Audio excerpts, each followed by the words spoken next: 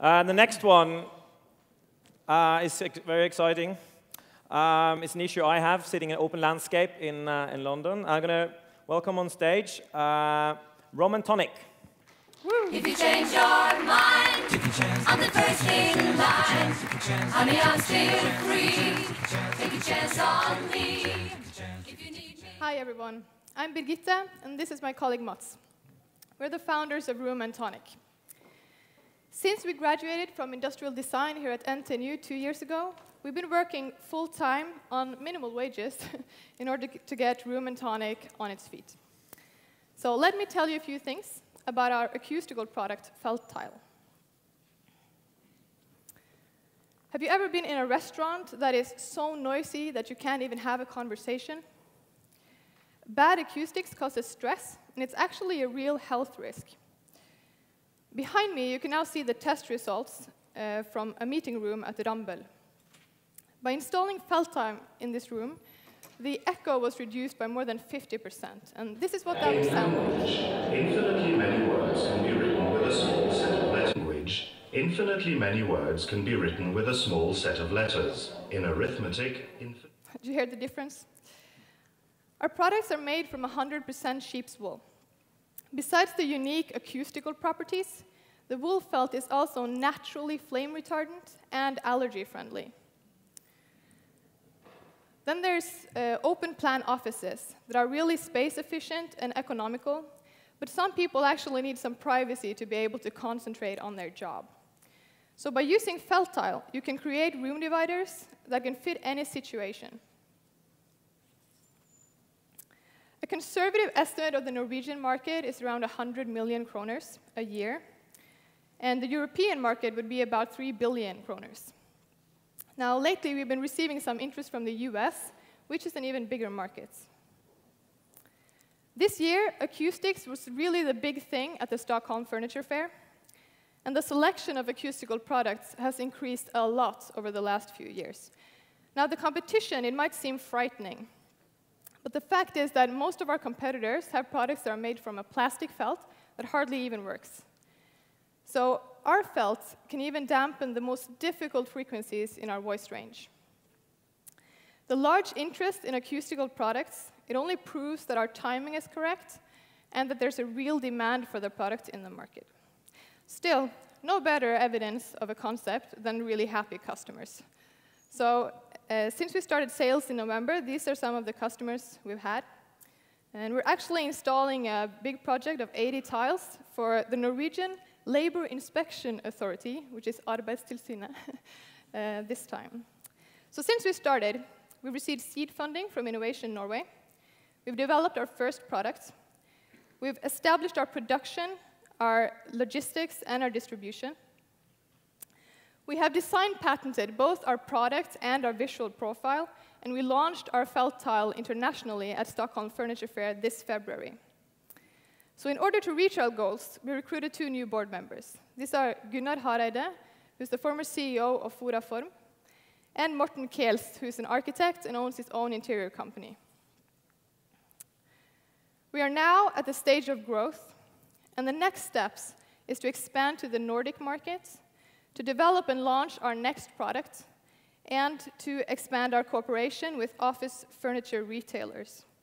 So now we're looking to raise about 500,000 Norwegian kroners, and we're selling 5% of our shares. So we're really excited to see what this evening can bring. Go fund, everyone. Thank you.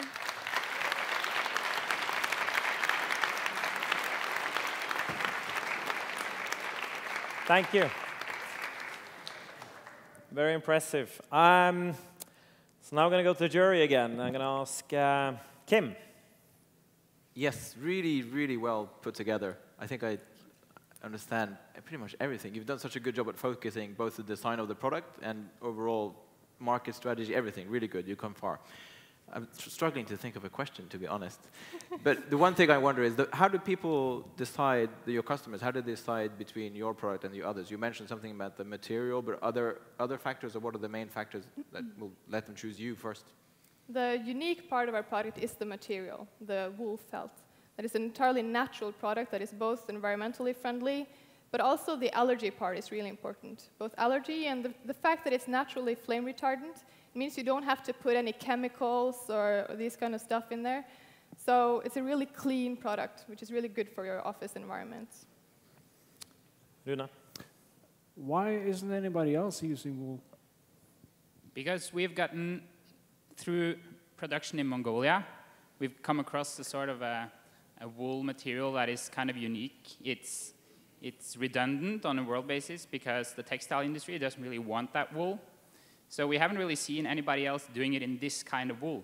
If you would do it in a more expensive wool, like merino wool, or what else the textile industry uses, the price for such a product would be way too high to be able to actually sell at all. Good. Anders, last one, quick. Short one, yeah. To me, it seems very, very solid, and you give me the impressions of being kind of real entrepreneurs already.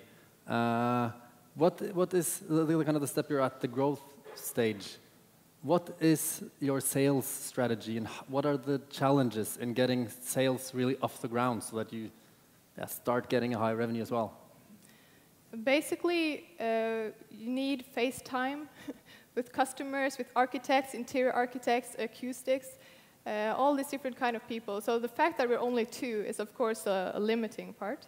But our strategy now is basically to take one city at a time, to analyze this unique city and find all the different important contacts, and then just start working, putting up meetings, and just getting out there. It's the mostly best approach right now, I think, for our market. Awesome.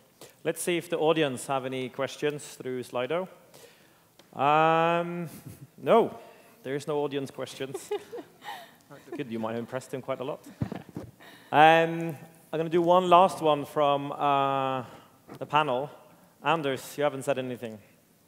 I just said something. Oh, sorry. I can say you more. did, sorry, I totally there was the top. It's not a question. I want to rather compliment you for the solidity you have in what you've done so far. To me, it seems like you've created a solid fundament. And if you manage to do sales and kind of the next step, then I think you have a very good company. So impressed by the presentation. Thanks. Thank you. Thanks a lot. Thanks. I have one last question before I walk you off. Yeah. So you chosen crowdfunding. Is that the reason to kind of get a customer base to actually invest in you, or was it more to, you saw it as a first stage investment? I think that the advantage of having a bunch of ambassadors, just as much as investors, people going around talking about us, like Alex mentioned in his introduction, I think that is key to us, because a lot of people all around the world basically sit in open offices, or at least in offices, and they need acoustic solutions. Yeah. So if we get a bunch of ambassadors that can go around, tell people about our product, that is extremely valuable. Thank you. Good answer. I see it exactly the same way. Thank you.